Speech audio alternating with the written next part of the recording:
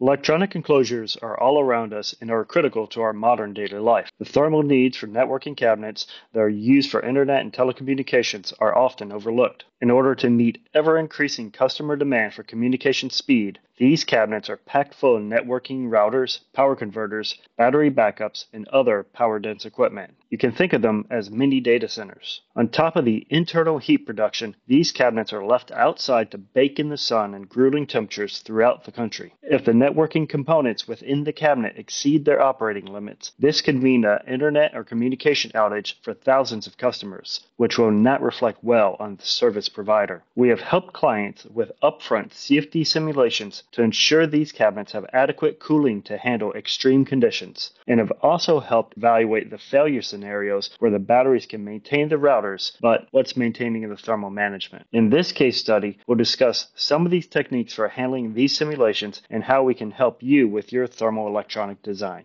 The internal heat generation will come from server racks, power converters, network routers, and other electronic equipment within the cabinet. Typically, door-mounted cooling units are installed to keep the inside space cool. Most of these devices will have one or more integrated fans to move air through the unit and exhaust the heat. From the data sheets, we're able to obtain the heat load from the device. If we're lucky, we may even be able to get information on the fan flow rate, but many times that's not readily available.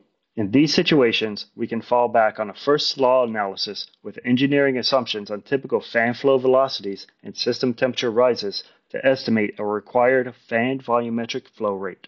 At the end of the day, for this level of analysis, it's important to consider how the heat is removed from the device within the cabinet. How does this heat mix with the incoming cool air, and how does the exhaust heat from one component interact with other components within the cabinet? Your hand calculations for sizing the wall AC unit may show you have enough BTUs, but a detailed CFD analysis will reveal if a single high-powered unit is putting others at risk.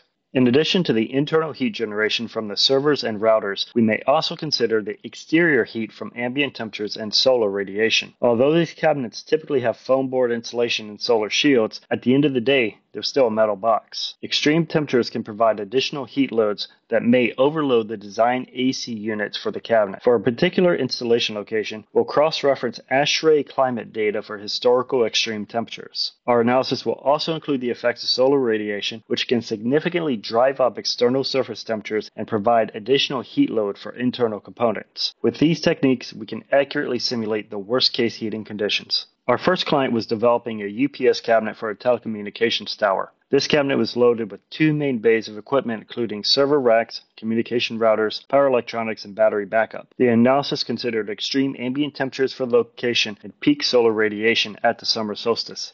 Our initial analysis showed there was potential for local overheating of specific components due to poor internal airflow.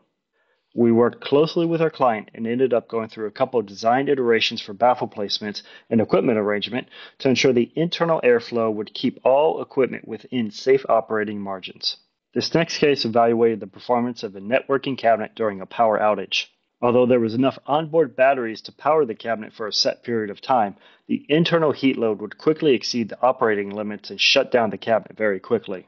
An interesting challenge here was the cabinet insulation, which normally protects the components from extreme environmental temperatures, but was now trapping all the generated heat inside. For this application, we were able to select some passive cooling units to install during a power outage. The component operating temperatures would increase, but would remain within safe operating limits while the power gets restored. This CFD analysis and design work improved the robustness and reliability of our client's design.